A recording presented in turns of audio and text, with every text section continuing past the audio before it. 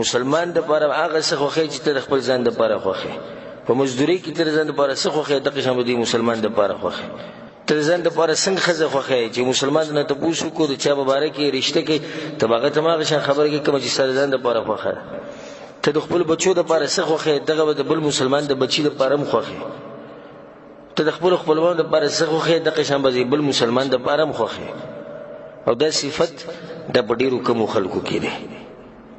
د بډیرو کوم خلکو کې ده نور خدا وی چې د بل چا لپاره د بس گزاره وکاو دغه ورګه د خپل ځان د پاره که سواری که مزدوری لذي که سم معاملاتي نو د ځان د پاره به غوره کوي او بیا به د نور سره ګورو او دغه لپاره یو خبرم کوي اول ځان او بیا جهان دا خبره غلطه ده بلکې تبدل خلکو د پاره ما غسه خوخه کم چې خپل ځان د پاره خوخه کته کامل مسلمان جوړې د غواړي رسول الله صلی الله علیه وسلم یو بل حدیث کې په صحیح مسلم کې دی ولياتي الى الناس الذي يحب ان يؤتى اليه او د خلکو سره به دي معاملات کې لکه څنګه چې تغواړي چې خلک تاسو سره وکړي څومره ناشنا حدیث دی چې مسلمان به د مسلمانانو سره هغه اخلاق ساتي کم چې دی غواړي دا غوینه بلکې حجۃ الوداع د رسول الله صلی الله علیه وسلم د حج د نبوت د میلادونو بعد رسول الله صلی الله علیه وسلم د یو حج کړي او هغه ته حجۃ الوداع ویل کی یعنی دا د دې حج نه بعد رسول الله به دنیا نه تله او بار په دې حج کې دا نصیحت کړی دی چې زمانہ د حج زده کې زمانہ د عبادت د طریقې زده کې لعلی لا القاکم بعد عام هذا کې دې شي دې کال نه بعد تاسو سره ملاو نشي په دغه موقع باندې د رسول الله صلی الله علیه وسلم غټ نصیحتونه هغه یو نصیحت رسول سم چې باغی باندې ډېر زور ورکړ رسول سم چې مسلمان به د مسلمان د حق خیال ساتي په دې خبره مې رسول سم ډېر سخت زور ورکړ ځکه چې رسول سم د پدره چې زما جون ختمېدو والے خو چې دا مسلمانان په خپل کې وران نشي دا مسلمانان د یو بل سره په محبت کې پاتې شي د دوی هغه معاشري په محبت باندې قائم شي ځکه رسول سم دې خبرې له زور ورکړ نو مسلمان تنگول مسلمانانو ته تکلیف ورکول دا ګناه کبیره ده ځکه چې دې مبارکه وعیدونه راغلي دي الله سبحانه وتعالى بالقرآن كي بعد أعوذ بالله من الشيطان الرجيم بسم الله الرحمن الرحيم والذين يؤذون المؤمنين والمؤمنات بغير ما اكتسبوا الله ويكم خلق چې تکلیف ورکي او اذیت ورکي مؤمنانو سړو ته او خزو ته بغیر مکتسب بدی کار جوړ کړي نه فقد احتملوا بهتانا واثما مبينا دی بخبلو وګوبانه غټ ګناه چې دا غبار کړي ده بهتانونه لګولې په مسلمانانو باندې دی به تاسو کې د خدای عام مؤمنان مبارک دي بیا چې څومره د انسان اوچتي اته چې تنګي دومره ګناه غټه ده لکه اوس یو سړی عام مؤمن تنګي عام مسلمان تنګي د دې یو قسمه ګناه ده خو یو مسلمان دی یو مؤمن دی چې هغه ډېر اوچت په عبادتو کې په تقوا کې عالم دی اوچت انسان دی به دې تنګي نو ګناه باقي شي نه ګناه کې به فرق راځي په سزا کې به فرق راځي حدیث کې راځي رسول صلی الله علیه وسلم وی الله وی من عاد لي وليا چې زما مرګره تنګ او زما مرګري نه مراد یعنی چې کوم خلق د الله په دین باندې صحیح روان دي او دا اولیاء الله دي نو الله سبحانه وتعالى چې زما مرګري تنګ فقد اذنته بالحرب نو د دې سړي سره زما اعلان جنگ دی د ماته چې نو پتون ټپول دي او د سره بزګ وروا څومره چې اوچت انسان ته تنګي دومره وته د ګناه ډېر ملوي الله په قران کې وی ان الله يدافع عن الذين امنوا الله دفاع کوي د خلکو طرفنه کم چې مؤمنان دي نو کوم خلک چې په مسلمانانو پورې خدي مسلمانان تنګي خصوصا نیکان خلک نن سبا د بيدینو خلکو ته یو موضوع ملو شوی د زی په زی بغي باندې خبرې کوي او غدا علماء کرام او د نیکان موحدین انسانان په دوی پورې خدي د رسول صلی الله علیه وسلم نه وکړه پوښتنه په صحیح بخاری صحیح مسلم کې دا حدیث دی ويا رسول الله اي المسلمين خير په مسلمانانو کې غوره مسلمان کم یو دی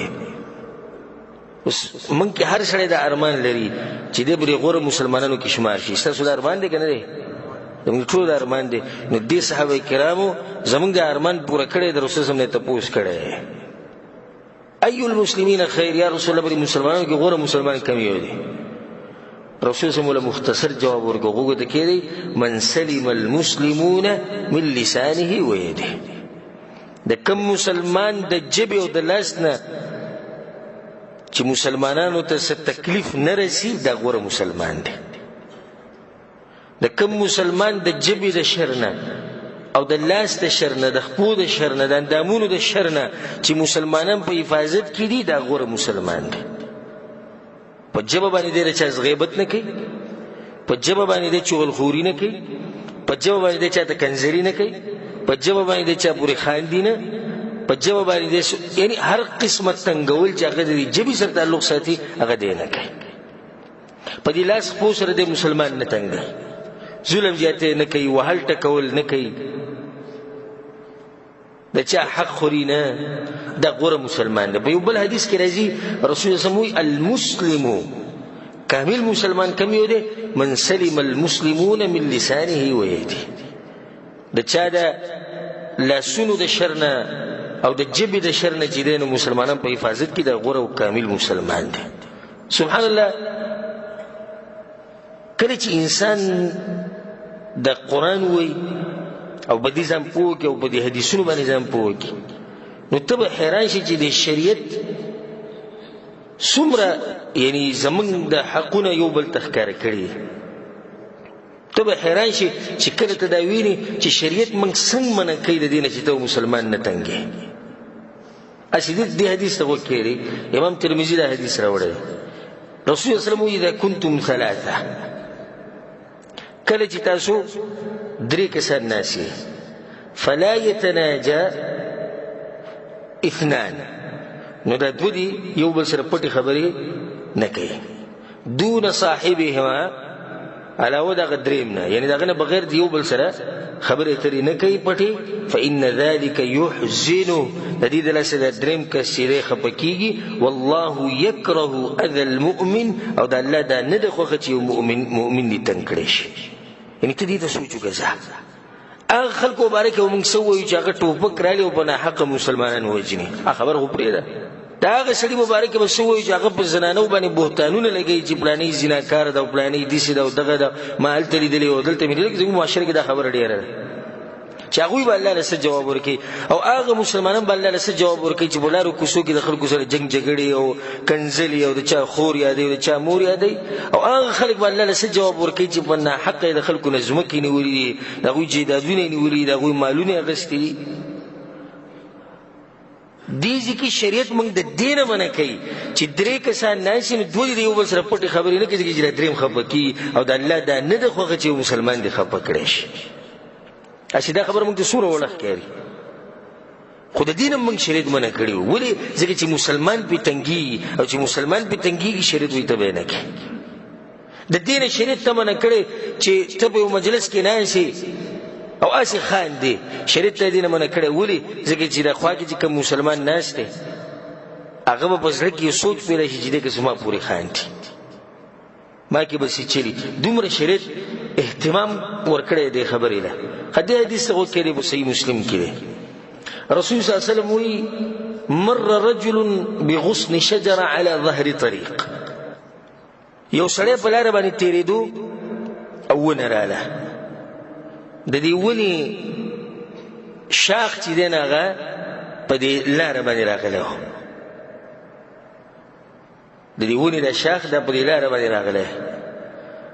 نو دې سړي دا وایي چې والله لأنحين هذا عن المسلمين لا يؤذيهم، دا شاخ به زه مات کم، دا به زه پرې کم د دې لپاره چې مسلمانانو ته تکلیف ونه رسي. ظاهره کې څومره وړوکی کار دی، یعنی موږ څو شیونه لیدلي دي په لاره کې چې هغه خلکو ته تکلیف ورکوي. دا خو پرېږدي چې سړی سوچ وکړي چې دا خبره ختمه کړي، الټه داسې کار به وکړو چې مسلمانانو ته ښه تکلیف جوړ شي. دا خو پرېږده چې دې هغه تکلیف ختم کړي، بلکې تکلیف به مسلمانانو ته ښه ډېر کړي. ګن بلا به راوالي په لاره کې به دغه شان ورګزار کړي. څه شی به وڅکي، د شیشې بوتل به هغه به دغه شان لارې ته ګزار کړي، هغه به مات شي. کېدای شي څوک روان دی هغه خپل به زخمي شي، ګاډی پې وخیږي، ټیر پنچر شي. مسلمانانو ته خامخا یو تکلیف جوړ شي. سبحان الله، دې سړي د ایمان ته وګورئ. دوی چې دا به زه لرې کومه چې مسلمانان تنګ نشي. رسول صلی الله علیه وسلم وایي هغه شاخې لرې کو، هغه لرګی مات کو، فادخل الجنه، الله دې کار د لاسه جنت ته بوتو. د دې کار د لاسه الله جنت ته بوتو چې د مسلمانانو غم وسره و. دا خو غوره مسلمان دی کنه. خو بدبخت انسان دغه مبارک په حدیث کې راغلی، غوره مسلمان خو هغه دی من سلم المسلمون من لسانه ویلی. خو بدبخت انسان او شری انسان او بدترین انسان د الله بني څوک دی هغه موري. حدیث کې راځي په صحیح بخاری صحیح مسلم کې دا حدیث دی، ان شر الناس منزله عند الله يوم القيامه. د الله بني باندې بدترین انسان، ودې ته غوږ کولاو کوي، بدترین انسان د الله په نسبت د قیامت پر دغه څوک ته من ودعه الناس او تركه الناس اتقاء فحشه. هغه انسان چې خلکو سره معاملات پرې خو دي د بد اخلاقۍ د لاسه. هغه انسان چې خلکو دغه سره تګ را تګ پرې خو دي د فحاشۍ د لاسه. هغه انسان چې خلکو دغه سره غم خادي راشه درشه پرې خو دي د کنزلو د جګړو د لاسه. دا حدیث زه په یقین سره چې ډیر کم مرګري به چې مخکې به اورېدلې. دا حدیث مخکې تاسو اورېدلو، ډېر لږ مرګري به جواب اورېدلې. لکه اوس یو سړی دی بد اخلاقه دی، راځي چې یې د پلاني خواله پورې مړ لري کوي، ولې روزانه وي د جنگ جګړې دی، روزانه د کنځلې دي، روزانه د بد اخلاقي، روزانه د فحاشي. غلط سړی دی، سو کوئی سپک سړی دی، سو کوئی خراب سړی دی، زه خواله نه ورځم. دا انسان چې د چا مبارک خلک وایي چې موږ خواله نه ورځو، دا بدترین انسان دی د الله په نزد د قیامت په ورځ. ځان داسې کوي او په ځان کې داسې اخلاق او داسې خوی پیدا کوي چې خلک ستاسو خواله راځي، د هغوی یو شوق او مینه پیدا شي چې یاره ارمان چې موږ د پلاني سره ډېر وخت ناست وی، زه چې زه د پلاني خواله خبر زه چې زه ستړی به وي، قسمه قسم تکلیفونه به ورته ورسي، خو دې ځان رسوي دغه انسان خواته. انسان کې څه کمال له آخر چې د خلک خواله ځي هغه به کې دا چې دا سړی خیرخوا دی د مسلمانانو،